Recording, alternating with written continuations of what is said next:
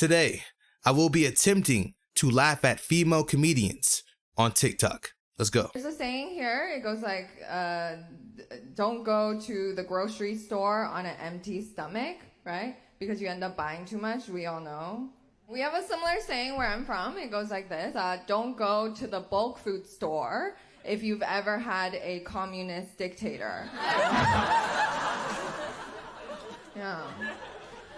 Because you end up buying too much. Oh no. I keep thinking Uber drivers are gonna murder me. I keep reading about them abducting women, so I just get into the car as heinously as possible.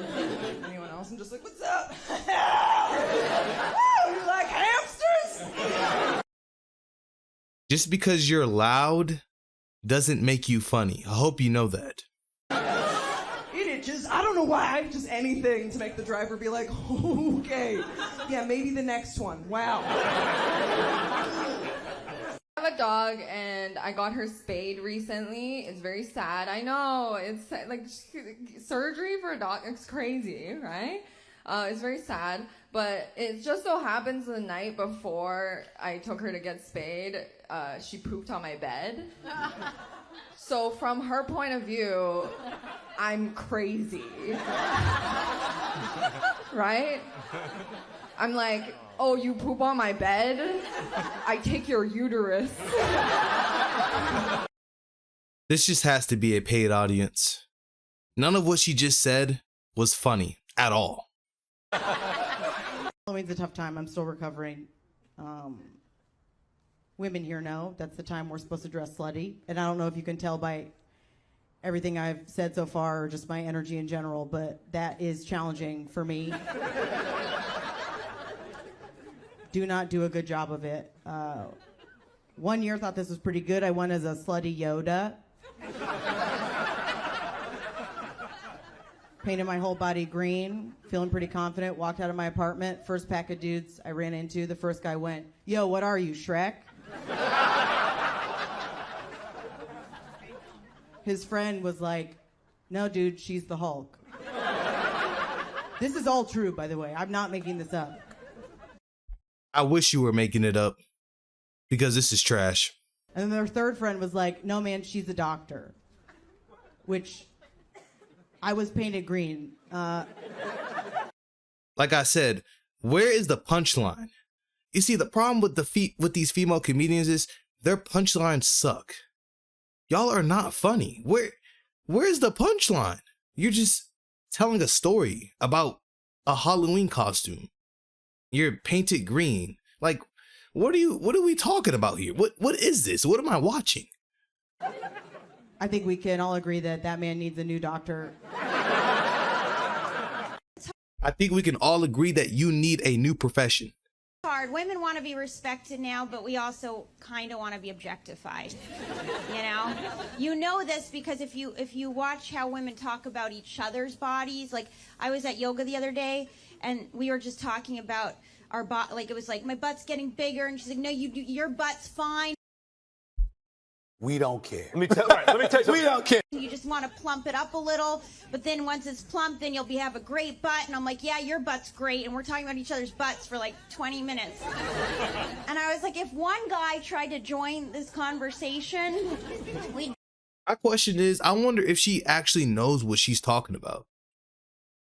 Like, is she listening to the words that are coming out of her mouth? Is this stand-up or is just like storytelling? What is this? This isn't stand-up to me. This isn't comedy. You see, real comedy is Cat Williams, Bernie Mac. That's real comedy. This is garbage. Be like, you disgusting pig.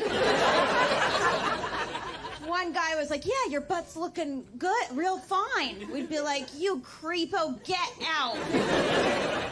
We want to be How's that respected, funny? But we also want guys to be like, yeah, you're hot too. Like if they're just like, yeah, we really like you for your personality, we'll be like, yeah, and? Are you missing something? Something else? I like to watch nature documentaries, often with men. I think it's like a fun test. Because you can take a second and turn from the screen. Is she off the Whitney? Yo, what is wrong with this woman, son? She twitching and like, you off the Adderall? You off a Perk 30? You off the cocaine? What's going on, bruh? Green and say something like, okay, wait, so if we were baking in the savannah and you were that mongoose, would you sort of pick at me like I was a piece of fallen, rotting fruit? Or would you ravish me and knock me about like a giant snail?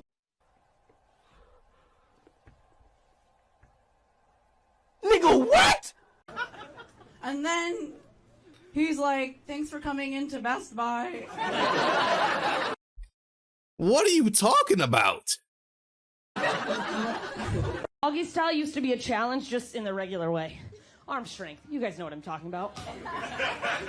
Every woman, man in here, you've been fucked from behind? Who? You know. You got a minute and a half, 2 minutes, and that's generous. You're going to Pilates every day. Like, get those traps, girls.